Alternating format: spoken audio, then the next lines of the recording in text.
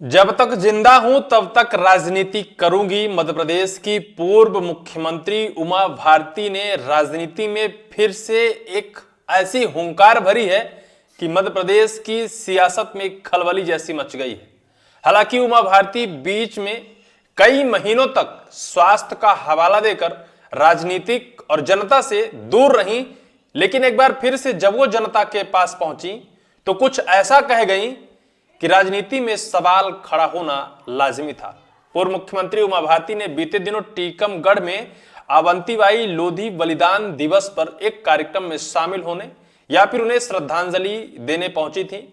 उस बीच एक कॉलेज, टीकमगढ़ जिले के गर्ल्स कॉलेज में उनका एक कार्यक्रम था, जहां जनता पहुंची थी। जनता के साथ कॉलेज की छात्र छात्राएं भी वहां बैठे हुए थे, लेकिन उस बीच उन्होंने जो कुछ कहा वो मध्य प्रदेश की सियासत और मोहन सरकार के लिए एक तगड़ा सवाल खड़ा कर गया, क्योंकि पूर्व में मुख्यमंत्री रही हैं और फिर उन्होंने जब से राजनीति में संन्यास लिया, संन्यास के बाद फिर वो फिर से एक बार सांसद बनी, तब से अब तक ये कयासी लगाए जा रहे हैं कि उमा भारती जी का राजनीतिक कैरियर क्या होगा, वो आगे क्या करना चाहती हैं। कभी तो वो कहती हैं कि उत्तर प्रदेश के ललितपुर लोकसभा सीट से वो सांसद की टिकट पर लोकसभा चुनाव लड़ना चाहती हैं, लेकिन मध्य प्रदेश में हमेशा से वो सक्रिय रही हैं। मोहन सरकार की खाल उधेड़ने के लिए कोई भी कोर कसर नहीं छोड़ती हैं। जब इंदौर में एक हादसा हुआ था, दूषित पानी पीने से 30 से ज्यादा लोगों की मौत हुई थी, उस पर भी उन्होंने मोहन सरकार पर तंज कसा था और उन्होंने कहा था कि इस अपराध का पश्चाताप नहीं हो सकता और इस अपराध का पश्चाताप बहुत महंगा पड़ेगा।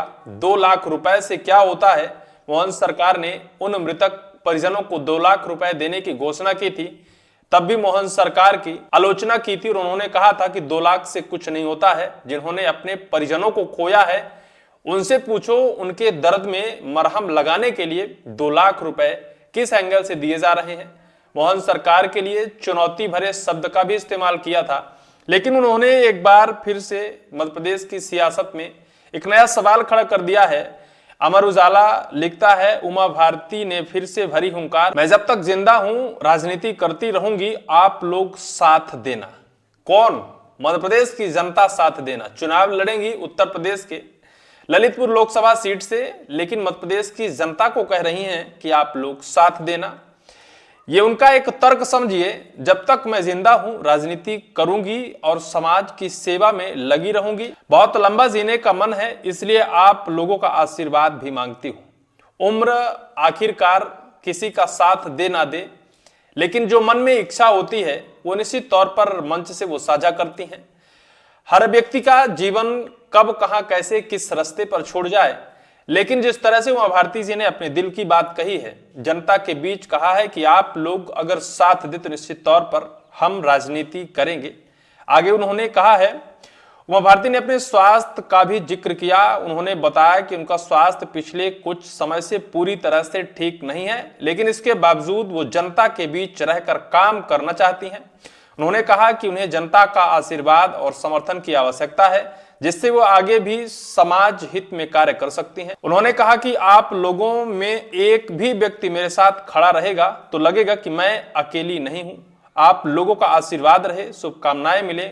उमा ने कहा कि ज्यादा से ज्यादा यही हो जाएगा कि हम नहीं चल पाएंगे तो आप लोग उठाकर बिठा दिया करना।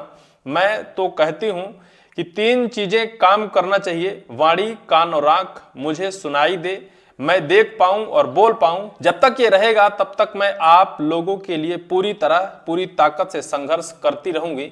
यानी उनके मन में अभी राजनीति करने की भरपूर इच्छा है और मध्य प्रदेश में भरपूर वो राजनीति करेंगी। आने वाले विधानसभा चुनाव 2028 और 2029 लोकसभा चुनाव के बीच कुछ बड़ा राजनीति में वो करने जा रही हैं, क्योंकि उन्होंने जनता से साफ लहजे पर कहा है कि अगर एक व्यक्ति भी मेरे साथ खड़ा रहेगा, आंख, कान और मुंह मेरा अगर साथ दिया, शरीर साथ दे या ना दे, तब तक मैं राजनीति करती रहूंगी।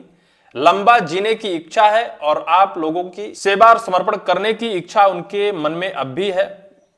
बताया अपना संकल्प। मंच से संबोधित करते हुए उमा भारती भावुक नजर आई। उन्होंने कहा कि अवंतीबाई का जीवन हम सभी के लिए प्रेरणा का स्रोत है और उनके आदर्शों को अपनाकर ही समाज और देश को मजबूत बनाया जा सकता है। जब तक मैं जिंदा हूं राजनीति करूंगी, समाज की सेवा में लगी रहूंगी।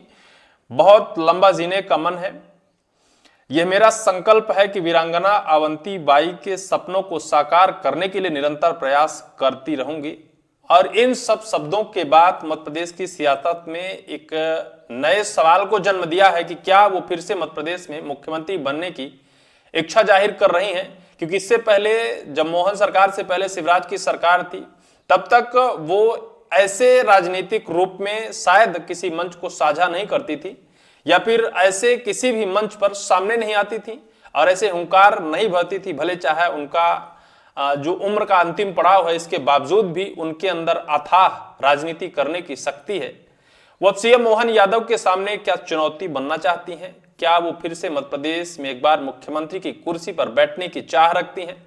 जनता से उन्होंने, मध्य प्रदेश की जनता से उन्होंने सहयोग मांगा है और साथ अगर जनता देती है तो वो निश्चित तौर पर, अगर शरीर भी साथ न दे तब भी वो खड़ी रहेंगी, ऐसा उन्होंने कहा है। लेकिन इस हुंकार के बाद राजनीति में एक नई हवा है।